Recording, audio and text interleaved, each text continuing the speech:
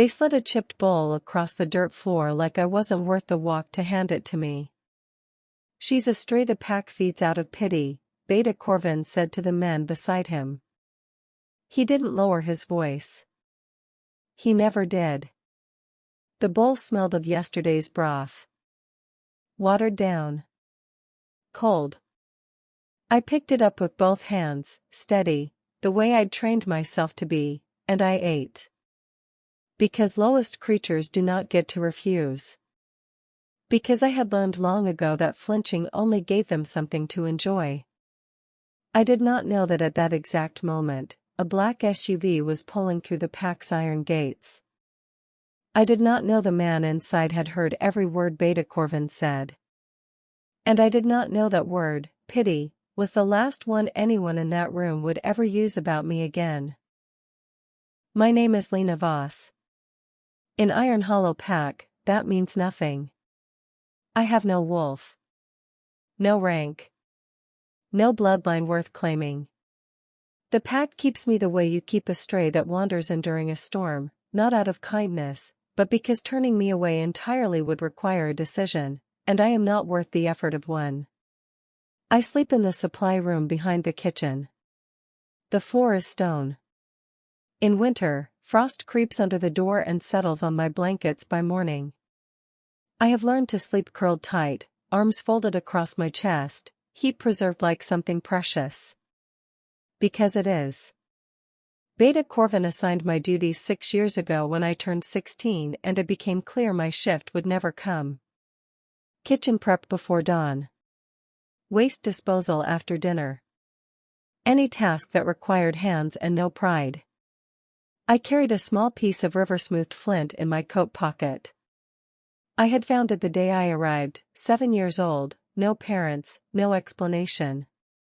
Just a girl at the gate with a stone in her fist like it meant something. I still didn't know why I kept it. Maybe because it was the first thing that had ever just stayed. That morning, the beta's announcement came at breakfast. "The Alpha King visits Iron Hollow at noon," he said, standing at the head of the long table where ranked wolves ate. I stood at the wall. Strays don't sit. Full pack. Ceremonial formation. Anyone without rank, his eyes found me the way they always did, like a habit he couldn't bother to break, stays out of sight. Stays out of sight. I pressed my thumbnail into the flint's edge and said nothing. The ranked wolves murmured, excited and afraid the way packs always were when royalty came. I carried the breakfast dishes back to the kitchen. The stone floor was cold through my shoes. Outside, I could already hear vehicles on the access road, heavy, expensive, more than one. I told myself it didn't matter. An Alpha King was not here for strays. I told myself that while I stacked the dishes. While I tied my apron. While I listened to the pack moving into ceremonial formation outside, the sound of their boots organized and certain against the gravel. I told myself it. I almost believed it. I was scrubbing the kitchen corridor when he walked past the open door. I didn't look up. Strays learn early that invisibility is a skill worth perfecting. Eyes down. Body small. Let the important things move through the world without snagging on you. But I felt him before I saw him. Not a sound exactly, more like a pressure change. The way the air in a room shifts when something enormous and certain enters it. The wolves outside had gone completely quiet. Not the respectful quiet of ceremony. The instinctive quiet of creatures who understand, in their bones, that something apex has arrived. I kept scrubbing. His footsteps stopped. I became very still. "You were told to stay out of sight." The voice was low. Not loud. It didn't need to be. It was the kind of voice that had never once in its life needed volume to be obeyed. I sat back on my heels and looked up for the first time. He was tall in the way that reorganizes a room around itself. Dark coat, no ornamentation, he didn't need any. A scar ran jaw to temple on the left side, silver pale against brown skin. His eyes were the color of deep amber, and they were fixed on me with an expression I did not know how to read. Not disgust. Not dismissal. Something quieter than either. "I was told to stay out of the formation," I said. My voice came out steadier than I expected. "The corridor isn't formation." Something moved at the edge of his jaw. Not quite a smile. Behind him, 2 guards stood rigid. One of them, young, nervous, leaned forward slightly. "My king, the beta's instructions were." I heard the beta's instructions. He didn't look at the guard. He was still looking at me. "What's your name?" I told him. He repeated it once, quietly, like he was placing it somewhere specific inside his mind. "Who assigned you to this corridor during the visit, Lena?" "Beta Corvin." Something shifted in his eyes then. The amber darkened. His hand, resting at his side, closed slowly into a fist, not in anger, but in the deliberate way of a man choosing not to act on what he feels. "Not yet." He crouched down to my level. It was such an unexpected thing, an alpha king, folding himself down to the floor of a kitchen corridor, that I forgot to breathe. "You are not nobody," he said quietly. "Whatever they have told you in this place." He stood. He walked back toward the formation. But his head turned once, at the corner. Just once. Beta Corvin found me before the king's convoy had finished parking.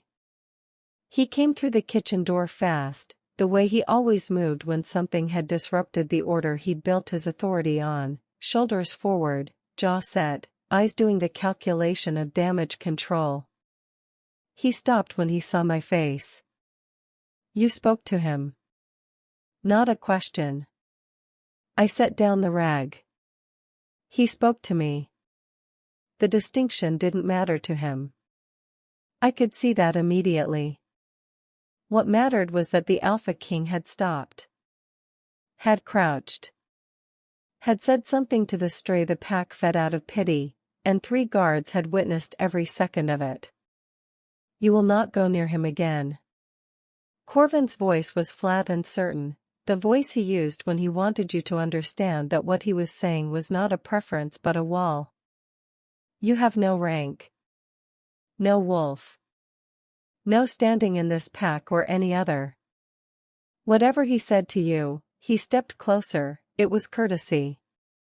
Kings are courteous to animals they pass on the road.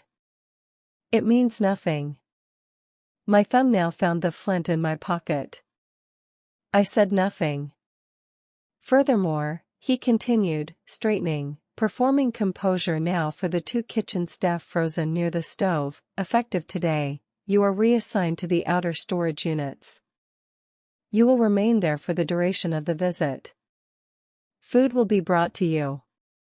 Locked away. During the visit. So I couldn't be seen." I kept my spine straight. I had learned long ago that flinching only gave them something to enjoy. "Beta Corvin." The voice came from the doorway. Every body in the kitchen went rigid. The Alpha King stood at the threshold. Behind him, his second, a broad man with a shaved head and careful eyes, remained in the corridor. The king's gaze moved from Corvin to me. Then back. "I don't recall authorizing a reassignment," he said. Corvin turned slowly. "My king, pack logistics during a royal visit are under my jurisdiction by the Iron Hollow Accords, Article."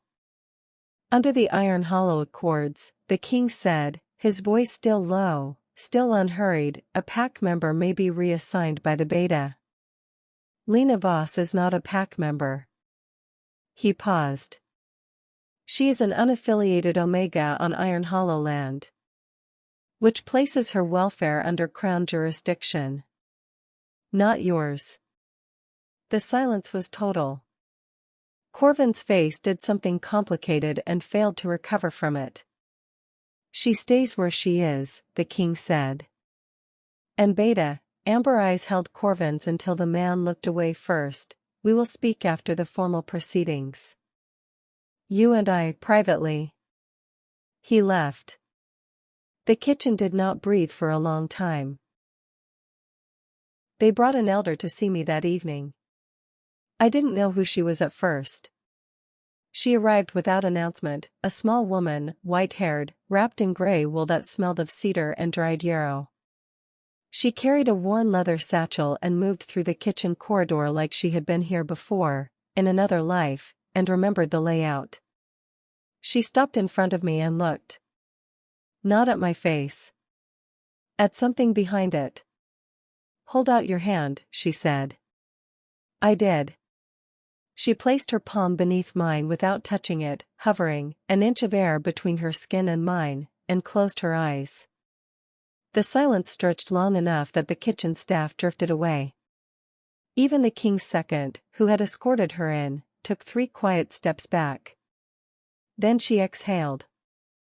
It was the sound of someone who has been looking for something for a very long time and has finally, unexpectedly, found it in an ordinary place. If I'm right, she said, opening her eyes, and I am rarely wrong, you are a Valeson. I didn't know the word. It means anchor-born, she said immediately, before I could ask. A wolf whose presence doesn't express through shift or strength, it expresses through stillness. Through stabilization. Valeson don't have wolves of their own because they are the wolf, in a sense. The foundational frequency every pack attunes to without knowing it. She lowered her hand. They are not seen in the written record for over 200 years. We believed the bloodline extinct. The room felt very far away suddenly. It's why the animals in this pack have always been calmer than they should be given their circumstances, she continued. It's why their border holds without the usual patrols. It's why the Alpha King's wolf responded to you within 30 seconds of proximity. She paused. He felt it before he saw you. He simply didn't have a name for what he was feeling. I looked down at my hand. Still ordinary. Slightly chapped from the cold water and the scrubbing. I have no wolf, I said. My voice came out strange. No, she agreed gently. You are the wolf. The entire pack has been drawing from you for years. Unconsciously. Without permission. Without acknowledgement. Her eyes were steady and very kind. Without even the courtesy of your name. The flint was in my fist. I hadn't noticed I'd reached for it. From the corridor, I heard boots. The king's stride, unhurried and certain, stopped just outside the open door. He had heard everything. He walked me to the eastern garden after the elder left. Not an order. He simply appeared at the corridor entrance, held the door open, and waited. Like the choice was entirely mine. Like he had all the time in the world and no preference either way.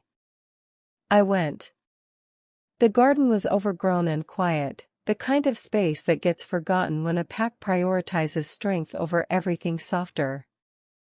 Dead lavender stalks. A stone bench no one had sat on in years. The sky above was the pale gray of early evening, and the air smelled of frost coming and distant pine. We walked without speaking for a while. It was the least frightening silence I had ever shared with someone who had authority over me. Did you know? He asked finally. About what you are? No. He nodded once, like the answer confirmed something he'd already suspected. I grew up in a border pack, he said, unprompted.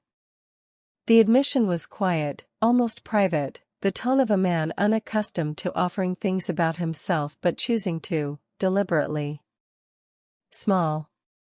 Struggling. My wolf emerged late. Everyone assumed I'd be weak. He paused. Assumption is a cage people build around you and then blame you for standing inside. I looked at him. He was watching the dead lavender like it was worth watching. I kept a stone, I said, before I'd decided to. I opened my coat pocket and showed him the flint, smooth, gray, unremarkable. Since the day I arrived here. I don't know why. He studied it for a moment. I do, he said softly. He didn't elaborate. But the way he said it, certain, almost tender, made my chest do something I didn't have a name for yet. We sat on the bench. The cold came through the stone immediately. He noticed, I saw him notice, and said nothing, only shifted slightly so that the warmth from his side reached mine without either of us having to acknowledge it. A small thing. An enormous thing. You'll need to leave Iron Hollow, he said quietly. What you are, what this pack has been taking from you, it can't continue. I knew he was right. I almost said so. Then his second appeared at the garden entrance, expression carefully neutral in the way that meant the news was not. My king. A pause. The Veldrum Coalition has made contact. They know she's here. The frost reached the bench. The garden went very still. I heard them talking through the wall. I wasn't meant to. The king's second had settled me in the inner guest room, warm, the first warm room I'd slept in since I could remember, and closed the door with the careful click of someone trying to be kind. But the walls of Iron Hollow were old stone, and old stone carries sound the way water carries cold. Completely. Without apology. The coalition wants her contained, the second said. They're sending a delegation by morning. If they establish legal claim under the Veldran Accords. They won't. If they argue she's a destabilizing asset operating unregistered on Allied territory. Then we move her tonight. A pause. Quietly. Without announcement. And if she resists? Silence. She won't need to know the full reason, the king said. Tell her it's protective custody. Tell her it's procedure. I stopped breathing. Tell her it's procedure. I sat on the edge of the warm bed with my coat still on and my flint pressed into my palm, and I understood, with the clean cold clarity of someone who has survived on accurate reading of situations, exactly what was happening. He was moving me. Without my knowledge. Without my consent.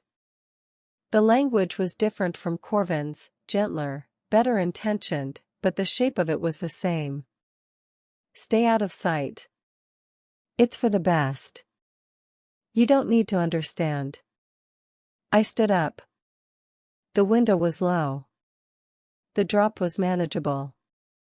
The pine line began 40 meters past the outer wall, and I had spent 6 years learning every inch of Iron Hollow's perimeter because knowing exits is what you do when you have no power and need to survive anyway. I had the flint in my fist and nothing else. I went out the window into air so cold it bit straight through my coat, landed hard, stayed low, and ran. The frost-stiff grass made almost no sound under my feet.